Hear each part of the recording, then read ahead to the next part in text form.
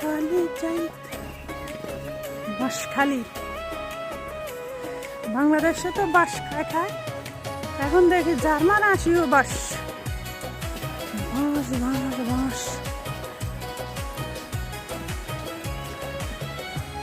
বাংলাদেশে মোটা মোটা বাঁশ, আর এখানে হয়েছে আঁকের মতো কঞ্চি কঞ্চি বাঁশ।